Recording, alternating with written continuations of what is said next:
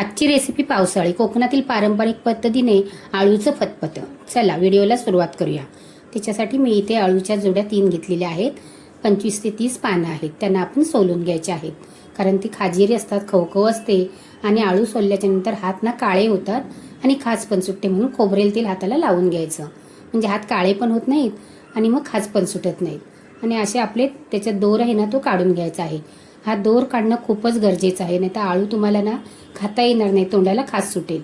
आणि सोलून झाल्याच्यानंतर त्याचे देठाला पण थोडे थोडे बारीक दोर निघतात ना, ते पण काढायचे. हे पण काढणं खूप गरजेचं आहे. अशी मधी दांडी तोडत गेलीत ना की त्याचे दोर निघत जातात. शेवटी हे पाण्याला शिरा आहेत ना त्यांचे पण दोर काढायचे. अशा पद्धतीने आपण सर्व आळू आहे ते साफ करून घ्यायचं.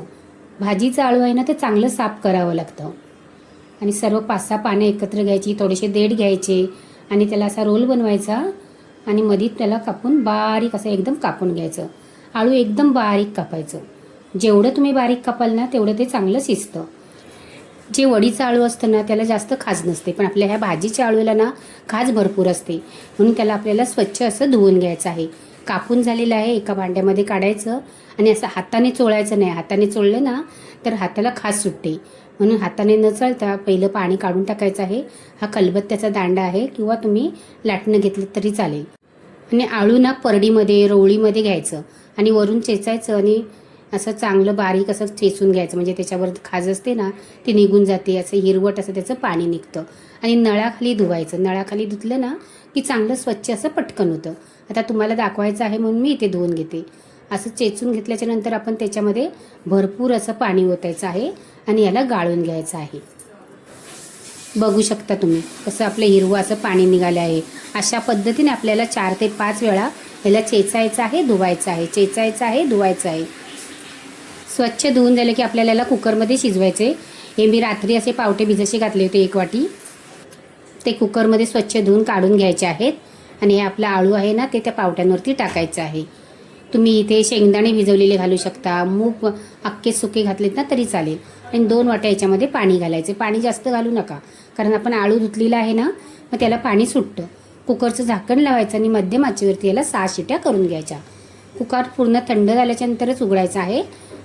बघू शकता तुम्ही कसं शिजलं आहे ते. कढई गरम झाली की 2 चमचे तेल घालायचं. जरा ना आळूच्या फतफत्यासाठी तेल जरा जास्त घालायचं. अर्धा चमचा मोहरी, पाव चमचा हिंग आणि 1-4 मिरच्या आहेत आणि थोडी 4-5 पानं कढीपत्त्याची. कढीपत्त्याची पानं नाही घातलीत ना तरी चालेल. पारंपरिक पद्धतीने कढीपत्ता नाही घालत, पण थोडीशी घातली ना टेस्ट चांगली येते. मिरची थोडी परतून घ्यायची. मिरची आहे ना तुम्ही शिजताना घातली तरी चालेल, मी फोडणीमध्ये घातली आहे. पण फोडणीत लसूण मात्र भरपूर घालायची. 10 ते 15 लसूणच्या पाकळ्या चांगल्या ठेचून घालायच्या. लसूण चांगली तरसवून पण घ्यायची आणि अर्धा चमचा हळद घालायची आणि 1.5 चमचा घरचा मालवणी मसाला घालायचा आणि त्याच्यामध्ये आळू ओतायचं.